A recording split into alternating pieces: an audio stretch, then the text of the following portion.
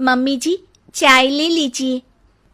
अरे कलमुही, तेरे हाथों से तो चाय पीते हुए भी डर लगता है, कहीं इससे तेरा रंग मुझ पर ना चढ़ जाए।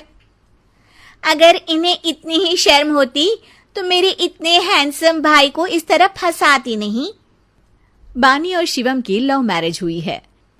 बानी के ससुराल में उसकी ननद और सास हैं, जिन्हें अपने गोरे रंग पर बहुत गुरूर होता है, जिस वजह से वो बानी को सिर्फ उसके सांवले रंग की वजह से नापसंद करती है और हमेशा उसे ताने सुनाती रहती हैं।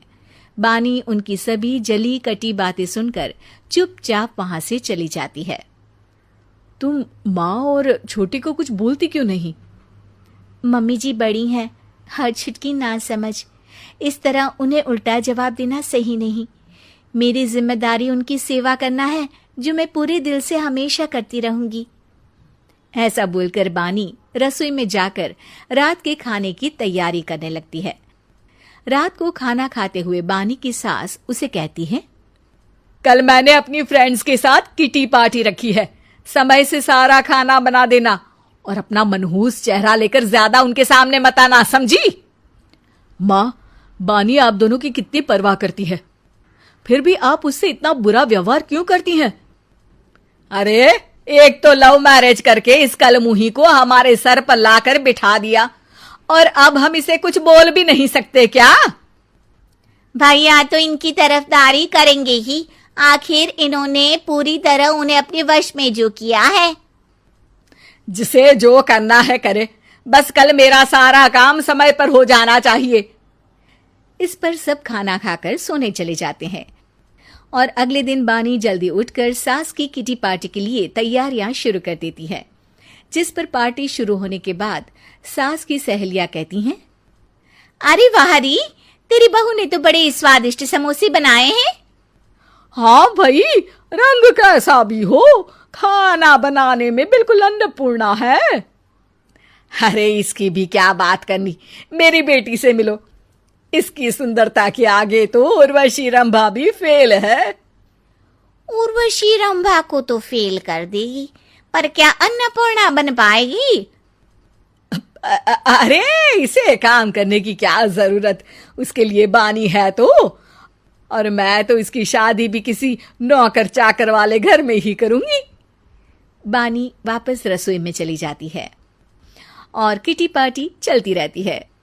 उसी रात को बानी की सास गुस्से में चिल्लाते हुए अपने कमरे से बाहर निकल कर आती है। हाय रे, चोरी हो गई, मेरे पैसे, पक्का पक्का इस कलमुही की वजह से हुआ है ये सब। अरे क्या हुआ माँ, कौन सा आसमान टूट गया? अरे आसमान तो उसी दिन टूट गया था जब तू इस कलमुही से शादी करके इसे घर में ले आया था। खुद तो आई ही, अपने साथ साथ मनहूसियत का काला साया भी मेरे घर ले आई। अरे हुआ क्या माँ? अरे मेरी तिजोरी में रखे पैसे कहीं गायब हो गए, सुबह ही देखा, अरे यहीं रखे थे। क्या आप मुझ पर चोरी का इल्जाम लगा रही हैं? अरे काली बिल्ली पर भी क्या कोई मनहूसियत का इल्जाम लगाता है? ऐसा बोलकर बानी की सास वहां से चली जाती है, जिसके बाद शिवम और बानी बात करने लगते हैं। देखो, मम्मी की बात का बुरा मत मानना, वो बस परेशान है ना, इसलिए कुछ भी बोल गई। वो परेशान नहीं, मुझसे नफरत की वजह से ऐसा बोलकर गई हैं। उन्हें मैं हमेशा एक आंख नहीं सुहाती। देखो बानी, अगर तुम चाहो तो हम दूसरा घर लेकर वहां शिफ्ट कर सकते हैं। आखिर तुमसे प्यार करके तुम्हें अपनी जिम्मेदारी पर इस घर में लेकर आया हूं, इस तरह टॉर्चर नहीं होने दे सकता। अगर आप साथ हैं तो मुझे किसी चीज की टेंशन नहीं, और आखिर वो हमारी बुजुर्ग हैं, हम उन्हें और छुटकी को इस तरह अकेले छोड़कर कैसे जा सकते हैं? इसके बाद बानी भी अपने कमरे में चली जाती है और अब हर रोज उसकी सास की तिजोरी से पैसे गायब होने लगते हैं। इसी तरह कुछ समय बीत जाता है और वो हर बार हर चीज का इल्जाम बानी पर लगाती है, पर बानी कभी कुछ भी नहीं बोलती। कलमुही नास पीटी, बहू को घर की लक्ष्मी बोलते हैं, ये तो पनौती बनकर आई है, पनौती। एक रात बानी की सास को आधी रात में प्यास लगती है, तो वो पानी पीने रसोई की तरफ जाती है। तभी उसे अपनी बेटी के कमरे में कुछ आवाज सुनाई देती है। हाँ हाँ, मैंने मम्मी की तिजोरी से हर रोज थोड़े थोड़े पैसे निकाल कर हम दोनों के लायक खूब पैसे इकट्ठे कर लिए हैं। और मम्मी आज तक उस सब के लिए भाभी को ही जिम्मेदार समझती है।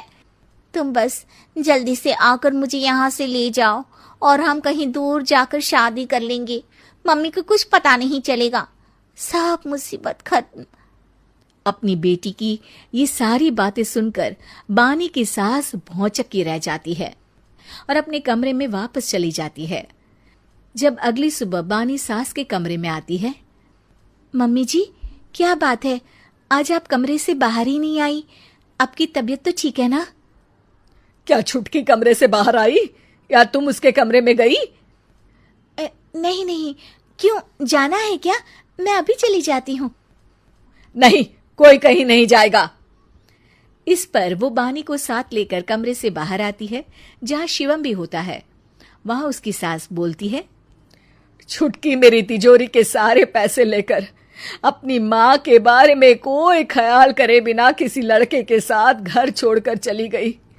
और बहू, तुमने मुझ जैसी सास की सेवा करने के लिए अपने ही पति के साथ दूसरे घर जाने से मना कर दिया। मैंने हमेशा तुम्हारा रंग देखा अच्छा ही नहीं, जो मेरी सबसे बड़ी गलती है। मुझे माफ कर दे बेटा। और इसके बाद बानी की सास कभी अपनी बहू की तारीफ करते थकी नहीं।